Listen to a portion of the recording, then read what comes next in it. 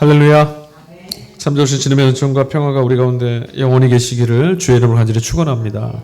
하나님이 함께 계시니 여러분 복되게 사시고 하늘의 복이 우리와 함께하고 있음을 믿으면서 찬송하고 감사하며 살아가시기를 바랍니다.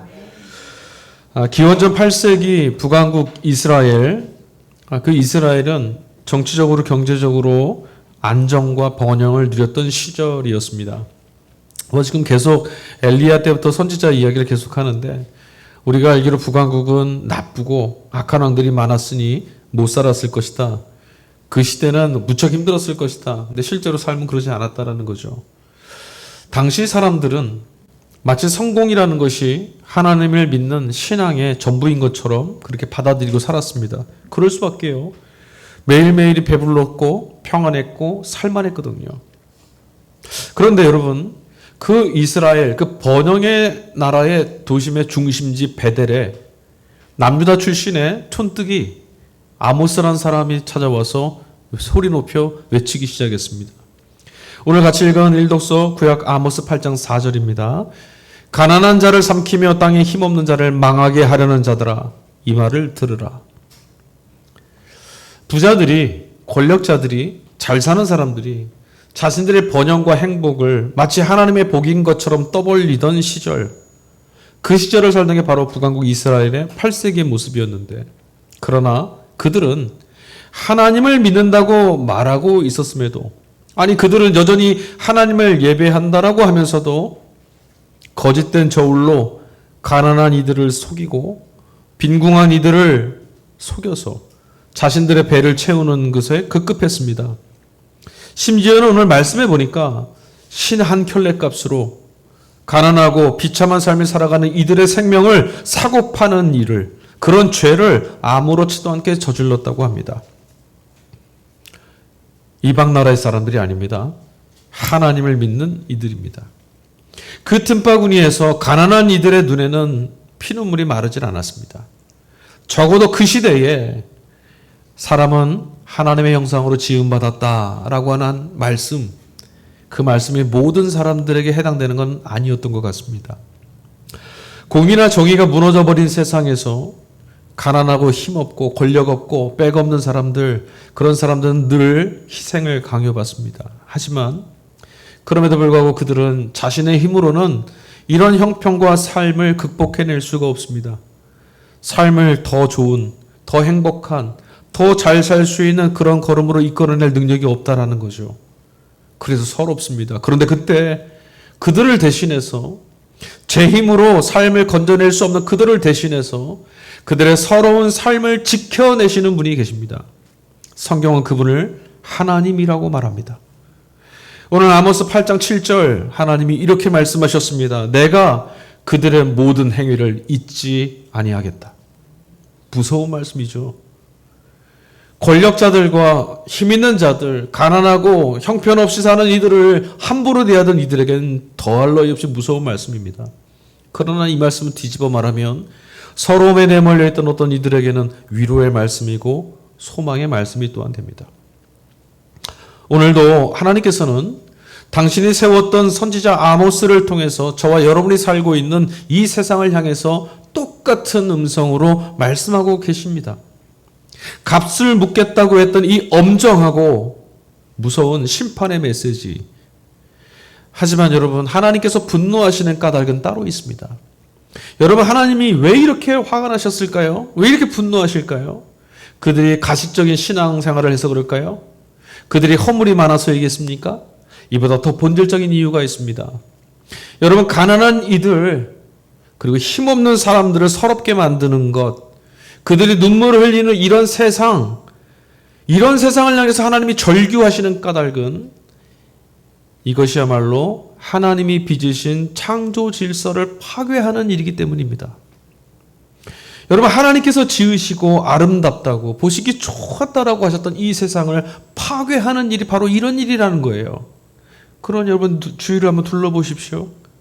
오늘 우리가 사는 세상이 과연 힘없는 이들의 눈물이 마른 세상입니까? 그 말씀을 그대로 접목해서 둘러보면, 지금이 우리가 살아가는 이 땅이 예수 믿는다고 하는 우리가 이렇게 세워져 있는 이 시대가 하나님이 창조하신 세상을 파괴하고 있구나. 우리 그런 걸 느껴야 된다는 거죠. 북한국 이스라엘 그 시대의 불의함이라는 게 어떤 것일까요? 도덕적으로, 윤리적으로 연약하고 실수하고 그런 게 아닙니다. 예언자들이 외치는 그 시대의 악, 그 시대의 죄는 이런 거예요. 아무리 정직하게 땀 흘려도, 아무리 성실하게 살아도, 아무리 하나님께 기도하고 간구하며 하나님 앞에서 사는 것처럼 최선을 다해서 살아도 결국은 이 가난과 절망의 굴레에서 벗어날 수 없게 만드는 제도화된 구조적인 폭력, 이걸 지금 말하는 거예요. 사람들은 사실 이런 것 같아요. 도덕적으로, 윤리적으로, 종교적으로 개인들이 잘못하는 것, 허물, 이런 건 굉장히 예민합니다. 우리도 그렇게 눈에 잘 들어옵니다. 아, 저 사람 거짓말했어. 저 사람이 어떤 실수를 했어. 저 사람이 주일 예배를 안 드렸어. 저 사람이 무언가를 잘못했어. 이런 건 잘 보여요. 그런데 정작 예언서들이 성경이 주목하고 있는 하나님의 창조 질서가 파괴되는 것 같아서 하나님이 절규하고 계신다라고 했던 이 죄, 사회나 제도의 불의함, 이런 것에는 우리는 무척 무관심하고 또 무감각합니다. 이런 이야기는 마치 남 이야기 같이 들려요.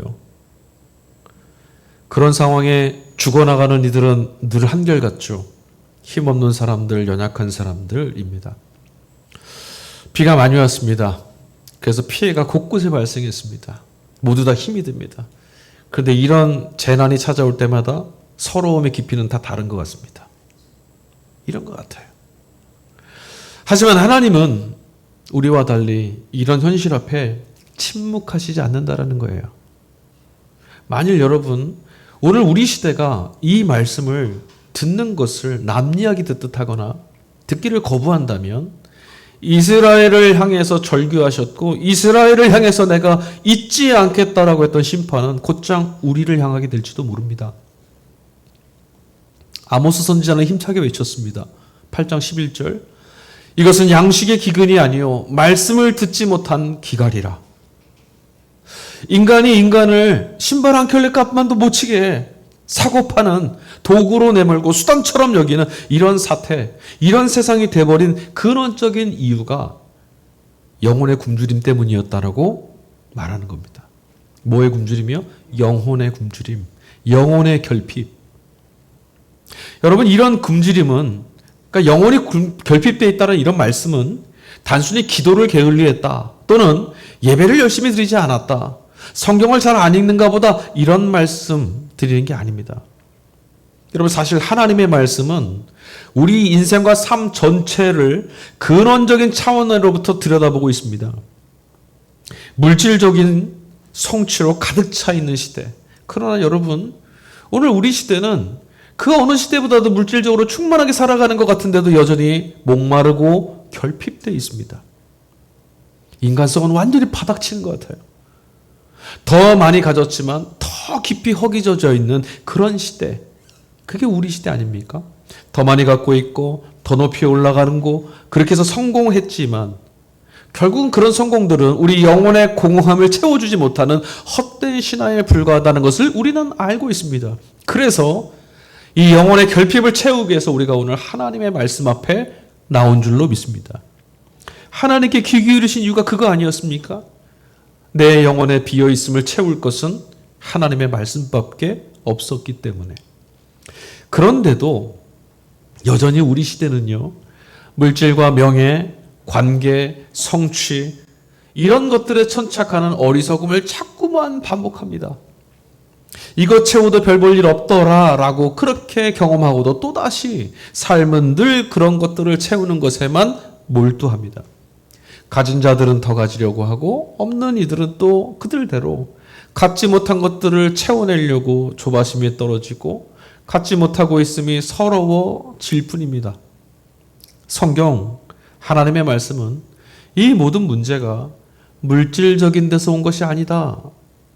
우리의 존재, 우리의 가치가 부정되고 하나님과의 관계가 단절되고 끊어졌기에 이 시대가, 우리의 삶이 이렇게 서러워진 거다라고 진단을 하고 있어요.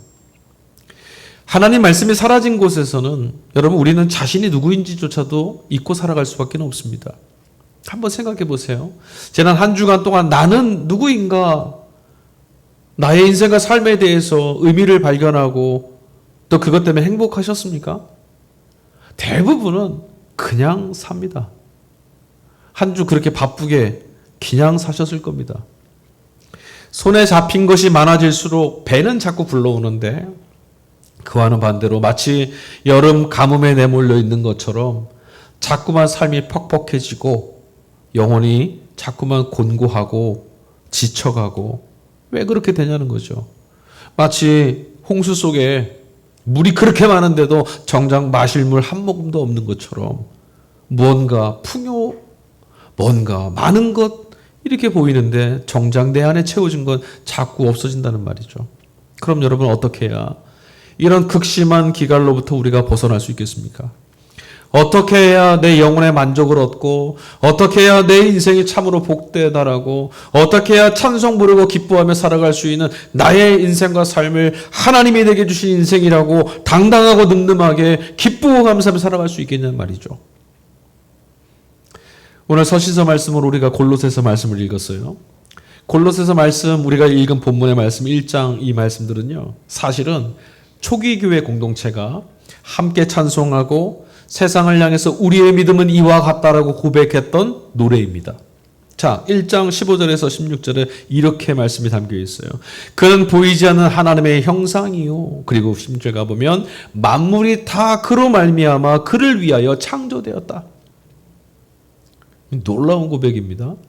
초기 교회가 지금 뭐라고 고백했다고요? 예수로 인해서 온 세상 만물이 모두 다 하나님과 화해하게 되었다. 그러니까 여러분 이 말씀을 뒤집어 말하면 뭐냐면 이렇게 되는 거죠. 예수 이전에는 하나님과 세상이 불화했다. 예수 이전에는 우리 인생이 하나님과 불화했다. 그래서 그토록 서러웠고 그래서 그토록 속상했고 그래서 그토록 결핍돼 있다. 그런데 신앙인들은 세상의 억압이나 착취, 소외나 파괴로 신음하게 된 이 근원적인 원인이 하나님과 단절된 것이다라고 그것 때문이었다라고 믿게 되었고 그것을 아주 단호하게 말하고 있는 거죠. 여러분 하나님을 잃어버리게 되었다는 것이 내가 지금 이 하나님을 잊고 산다는 것이 하나님 없이 살아도 아무 일 없다는 것이 이미 우리 영혼이 기갈에 처해 있다라고 하는 반증인 거예요. 그러니까 내가 지금 하나님 없이 한 주를 살았는데 하나님이 내 하루 속에 아무런 의미를 갖지 못하는데도 아무렇지도 않다. 그냥 하루도 잘 살았다. 이게 바로 성경은 말하는 거죠. 극심한 기갈에 떨어져 있다. 그럼 결국 사람이 사람으로 못 산다는 거죠. 여러분 우리 영혼이 기갈되면 어떤 증상이 나타날까요? 성경은 이렇게 말합니다. 부자들이나 힘 있는 이들은 끊임없이 탐욕을 채우기 위해서 불법과 불의함을 서슴지 않습니다. 영혼이 어두워집니다. 둔감해집니다. 하나님이 계심을 믿는다고 하면서도 하나님이 여기 계시는데도 서슴지 않습니다. 고통당하는 이들의 눈물과 서러운 이들의 아픔, 그런 것들 따위는 아무것도 들리지 않습니다. 무관심하고 냉담해집니다. 가슴이 돌덩이처럼 딱딱하게 굳어 있습니다. 그러니 이런 사람들이 큰 소리치는 세상으로부터 내몰려 있는 사람들, 이런 사람들이 행복하다고 노래하는 그런 세상과 다르게 살아가는 이들, 그들의 슬픈 노래는 멈추어질 리가 없는 거죠. 자, 이처럼 박해와 핍박 때문에 여전히 배고프고 삶이 퍽퍽하기만 한데도 오늘 성경을 보니까 교회와 성도들은 예수 그리스도 안에서 모든 피조물들이 하나님과 화해되었다라고 외치고 있습니다. 삶이 지금 이렇게 퍽퍽한데 지금 교회가 외친 거예요. 만물이 모두가 모든 세상이 당신도 나도 하나님과 화해되었습니다. 이게 어떻게 들렸을까요, 여러분? 터무맹랑하게 들리지 않았겠습니까? 터무니없게 들리지 않았겠어요? 그러나 여러분 이들의 고백에는 초기 교회 성도들의 1세기 교회 성도들의 이 위대한 고백에는 이 찬송에는 근거가 있고 이유가 있습니다. 가진 자들이 망했기 때문에 그들이 이 노래를 부른 것도 아니고 가난한 이들이 부자가 되어서 이 노래 부른 것도 아닙니다. 삶의 희망이 삶의 희망이 노래가 되고 내일은 오늘을 살아가야 될 충분한 이유가 있다고 믿게 되었기 때문에 이 노래를 부를 수 있게 된 거였어요. 그 이유가 뭐였을까요? 그 근거가 뭐였겠습니까? 그리스도이신 예수님입니다. 초기 교회는 이 모든 근거를 그리스도 안에서 발견했다라는 말입니다. 예수님을 보니까 가난한 자가 복이 있는 게 맞더라. 예수님을 보니까 내일은 하나님이 구원해 주시는 놀라운 역사의 날이다. 이게 초기 교회 성도들의 믿음이었어요. 그리스도께서 하나님과의 단절을 넘어서게 해주셨다. 이전에는 하나님이 안 계신 것 같았고 하나님이 내 인생 버리신 것 같았는데 그리스도를 바라보니 하나님은 나를 포기하신 적이 없더라. 예수님을 보니 하나님이 인간을 목숨처럼 사랑하시더라.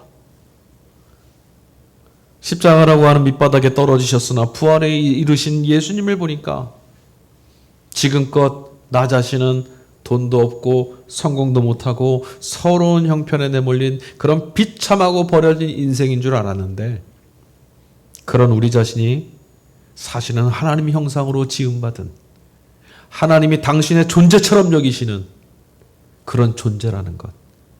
하늘의 가장 귀한 존재라는 이 존재의 뿌리를 회복할 수 있는 귀한 자리에 서게 된 거죠.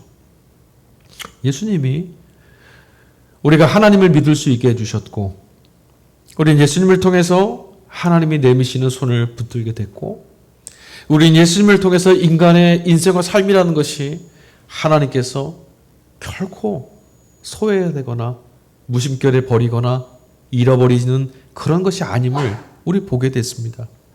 내가 바로 하나님의 자녀다.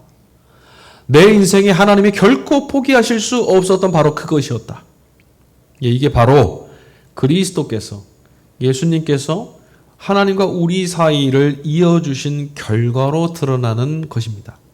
그러니까 여러분, 내가 예수 믿어 구원받았습니다. 내가 예수 믿어서 하나님과 화해되었습니다. 라고 한다라면 우리는 이 믿음이 고백되는 거죠. 내가 지금 어떤 상황에 내몰려 있더라도 내가 지금 어떤 형편에 있더라도 그것 때문에 시선이 빼앗겨서 서러워지는 것이 아니라 내가 바로 하나님의 자녀다라고 하나님이 내 인생을 죽음이 덮쳐올지라도 잃어버리거나 놓는 분이 아니고 반드시 지켜주신다. 이게 보여야 된다는 거죠. 여러분 지난 한 주간 우리가 이 고백을 했는가 돌아보십시오. 우리에게 찾아오는 시간 앞에서 우리 얼마나 두려워했고 불안했고 원망했습니까? 과연 우리가 하나님과 화해된 자가 맞습니까? 지금 여기에 하나님이 계시다라고 하나님이 용납하시고 귀하게 받으신 인생이라고 그것 때문에 가슴이 벅차오르셨습니까? 초기 교회 1세기의 교회들의 이 고백은 단순히 종교적 수준의 위안이나 신앙적인 어떤 좋게 들릴 만한 수사 그런 말들 그런 표현들 이런 것들이 아니었습니다. 세상의 억압이나 파괴 소외와 차별 이런 것들을 넘어서서 자신의 존재가 하늘이 세우신 존귀한 그런 존재라는 것을 회복한 그런 이들 로마의 황제 앞에서도 비굴해지지 않고 유대 종교 기득권자들 앞에서도 정죄당하지 않는 하나님 백성으로 세워져서 살아가는 노래였고 신앙이었고 고백이었다는 거예요. 복음은 여러분 수단이 아니라 존재 자체에 대한 하나님의 선언이시고 하나님의 외침입니다. 삶이 도구화되고 수단화되는 세상. 아까 아모스서 말씀대로 하자면 신발 한 켤레 값도 되지 않는 그렇게 여겨지는 세상 속에서 천하보다 귀하다라고 하시는 하나님의 선언 아니겠습니까? 여러분 복음을 들으실 때 내가 바로 그런 존재였다는 것을 발견하시는 것 아니었습니까? 복음을 접하실 때 세상에선 내가 이런 자리에 내몰려서 궁궁하게 살았지만 오늘 하나님 앞에 나와 복음을 들으니 그게 아니었구나 깨달아서 기뻐하시는 것 아니었습니까? 삶이 도구화되고 수단화되는 세상에서 사람답게 살아갈 소망을 푹 돋워주고 인생을 견뎌내만 하는 지옥처럼 여기게 만드는 이런 세상이 아니라 인생은 천국이라고 인생은 하나님과 더불어 주와 더불어 살아가는 천국과 같은 것이다라고 우리를 일깨워줄 수 있는 게 뭐가 있겠어요? 복음밖에 없죠. 여러분 세상 어디에서 당신의 인생은 천국과 같습니다라고 말할 수 있겠습니까? 누가 그렇게 말해주겠습니까? 또 누가 그렇게 당당하게 이야기해 줄 수 있겠습니까? 오직 하나님만이, 그리스도의 복음만이 나의 인생은 하나님이 함께 계시는 천국의 삶이다라고 고백할 수 있게 해준다는 거죠. 저는 우리 안에 이런 고백이 터져나갔으면 좋겠어요. 여러분들이 어느 곳에 있을지라도 그런 고백을 외침으로 초기 교회 이 성도들이 1세기 그 박해와 핍박이 있던 시대에도 이렇게 힘차게 외치며 살았던 것처럼 저와 여러분도 이런 외침을 외치는 자들이 되기를 축복합니다. 왜 전도가 안 된다고요? 여러분 홍보하려고 하시니까 안 되는 거죠. 세상은 우리가 어찌 살아가는지 그 눈 크게 뜨고 보고 있습니다. 저 사람들이 어떨 때 두려워하고 무엇 때문에 염려하고 무엇 때문에 근심하고 어떨 때 비굴해지는지 잘 보고 있습니다. 또 세상은 우리가 어떨 때 기뻐하고 어떨 때 찬송하고 어떨 때 자신 있게 사는지도 보고 있습니다. 아이러니하게도 그것 때문에 세상이 교회를 찾지 않습니다. 아이러니하게도 세상이 그것 때문에 복음을 듣지 않고 있다는 말이에요, 여러분. 자, 이제 복음서 말씀을 들어볼까요? 복음서의 한 장면, 오늘 누가는 주님이 머무시는 곳의 마을 이름을 소개하지 않았어요. 그러나 여러분 이 마을은 베다니, 그러니까 누구냐? 예수께서 죽었던 나사로를 살리셨던 바로 그 마을입니다. 나사로의 여동생 이름 무엇인지 아십니까? 마리아. 또 하나 있죠. 마르다. 맞아요. 바로 그 집에 갔어요. 마르다가 예수님을 자신의 집으로 모셨습니다. 누가 지금 초대했어요, 예수님을? 방금 말씀드렸잖아요. 마르다. 기억하세요. 마르다가 예수님 일행을 집으로 초대했습니다. 그래서 마르다는 바빠졌어요. 바쁠 수밖에요. 예수님을 손님으로 모셨으니 접대를 해야 될 거 아닙니까? 그녀의 분주함은 우리에게 무척이나 익숙합니다. 그래도 그녀는 마음이 기뻤어요. 바빠도, 손이 바쁘고 땀이 뻘뻘 나도 너무 행복했어요. 왜요? 자신의 집에 예수님을 모실 수 있었으니까. 내가 예수님을 대접할 수 있으니까 너무 행복한 거예요. 그녀의 마음은 더없이 기뻤습니다. 그런데 여러분, 오늘 말씀을 읽어보면 뜻하지 않은 곳에서 이 기쁨이 와장창 무너집니다. 마르다의 눈에 뭔가 들어왔어요. 뭘 봤길래 마르다의 이 기쁨과 행복이 무너졌을까요? 주님 발 아래에서 말씀 듣는 것에 정신 빼앗겨 있는 동생 마리아의 모습이 눈에 들어왔어요. 갑자기 마르다의 마음이 불편해집니다. 누가복음 10장 40절 마르다가 예수님께 이렇게 말합니다. 주님, 내 동생이 나 혼자 일하게 두는 것을 아무렇지도 않게 생각하시는 겁니까? 가서 거들어 주라고 내 동생에게 말씀해 주십시오. 성경은 이렇게 얌전하게 표현되어 있지만 사실 그거 아니었겠어요? 저것 좀 꾸짖어 달라고. 지금 저게 지정신이냐고. 그거 아니겠습니까? 여러분, 마르다의 요구는 정당합니까? 부당합니까? 어떠세요? 정당합니까? 네, 그러면 잘 기억하세요. 여러분 지금 정당하다고 하셨어요? 맞습니다. 정당합니다. 남 이야기 들으니까 맞아요. 정당한 거예요. 잘못 얘기한 거 아닙니다. 수고할 사람 따로 있고 말씀 듣는 사람 따로 있는 거 아니지 않습니까? 밥 짓는 사람 따로 있고 밥 먹는 사람 따로 있습니까? 아니잖아요. 그러니까 마르다의 마음이 잔뜩 구겨질 수밖에 없던 거죠. 자신이 어느 사이에 사람들한테 잊혀진 채 부엌대기로 내몰려서 여기서 시중만 들고 있는 거예요. 너무 부당하다는 생각이 들어요. 그 순간, 바로 그 순간 그토록 사랑스럽던 동생이 밉살맞게 보이는 거예요. 꼴보기 싫어요. 기쁜 마음으로 시작했던 일이었어요. 주님이 나 좀 가겠다 하신 거 아니었어요. 자신이 초대했어요. 내가 주님을 모시겠다고. 그런데 지금 어떻게 됐습니까? 자신이 짊어져야만 하는 부당한 일이 돼버렸어요. 내가 왜 나만 이라고 돼버렸어요. 뭔가 잘못된 거 아니에요? 이상하지 않습니까? 따지고 보면 여러분 이 사단은 모두 자기 자신 탓이에요. 누구와 비교했어요? 자신과 다른 동생 마리아와 스스로를 비교했어요. 그러다 보니 어떻게 된 거예요? 정작 제 몫에 자신만이 누릴 수 있었던 기쁨과 가치가 송두리째 깨져버린 거죠. 마리아가 여러분 언니 마르다의 것 뺏어갔습니까? 마리아가 예수님 앞에 앉아가지고 언니 마르다 흉봤습니까? 아니요. 언니한테 마르다한테 아무 해를 끼치지 않았어요.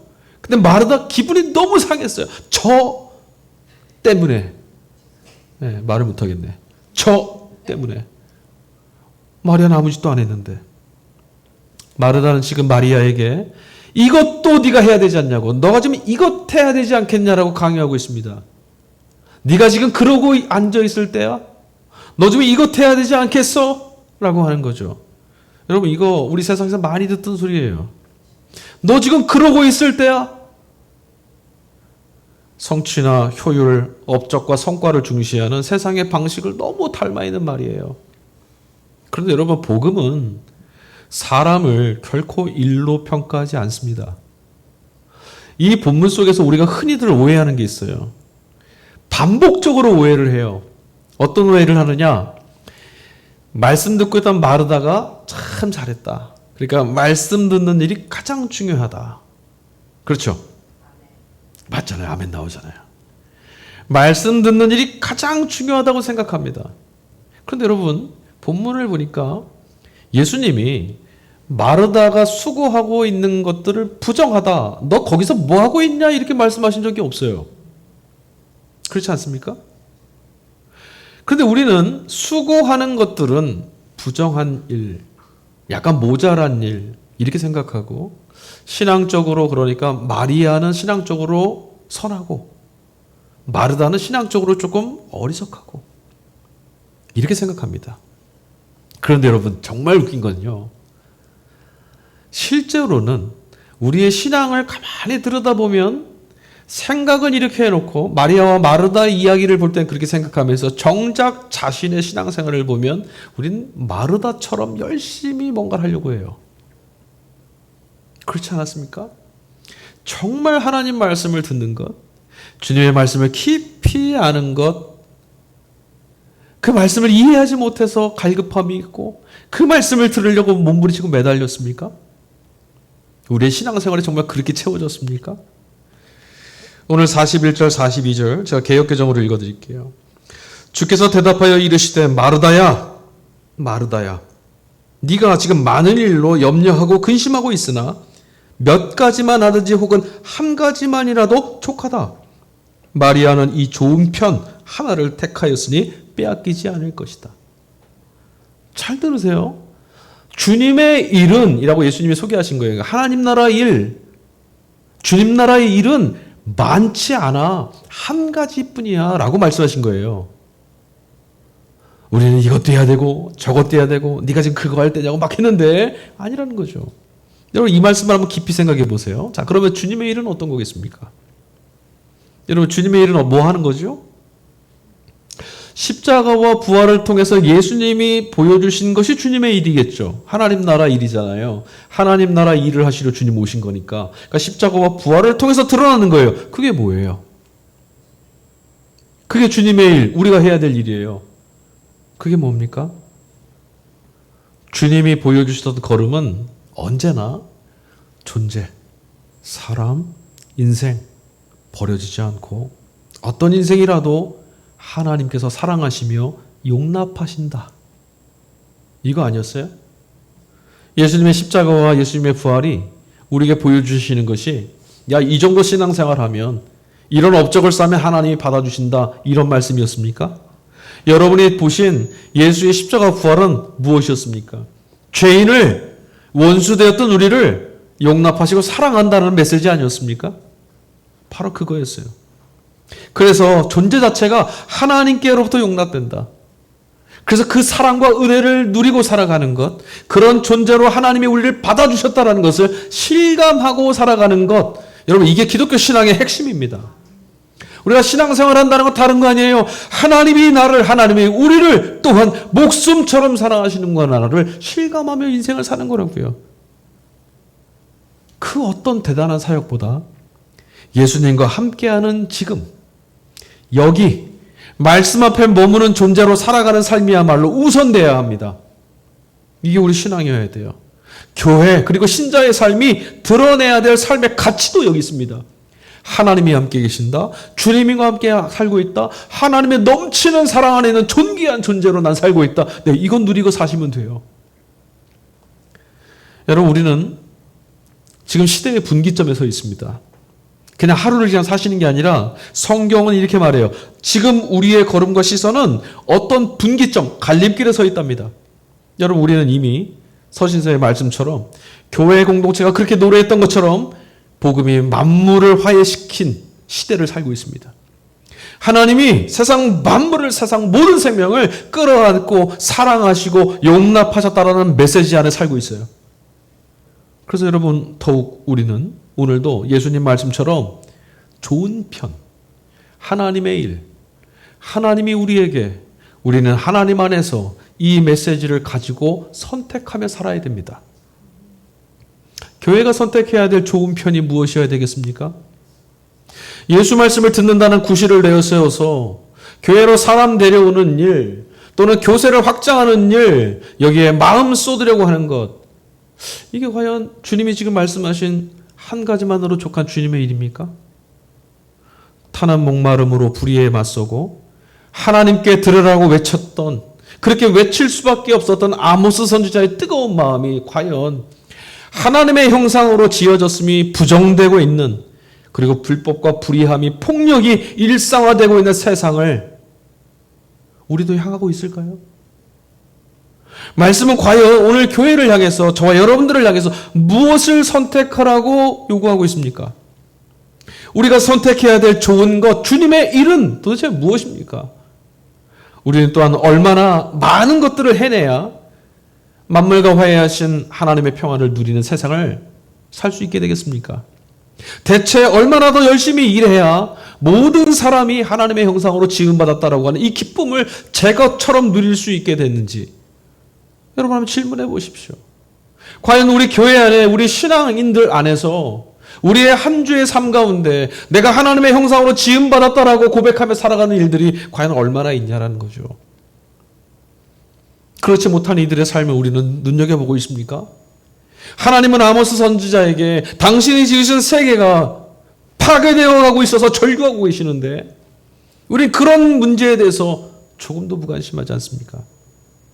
열심을 강요하는 우리 때문에 혹시라도 넉넉하게 용납하시는 하나님의 사랑이 넘쳐나는 이 교회 안에서도 혹시라도 우리 때문에 누군가에게 부여된 하나님의 형상이 깨지고 하나님의 형상이 부정되는 일들이 벌어지고 있지는 않을까 생각하면 마음이 무겁습니다. 여러분은 나 자신이 하나님의 형상으로 지음받았다는 말씀을 믿으십니까?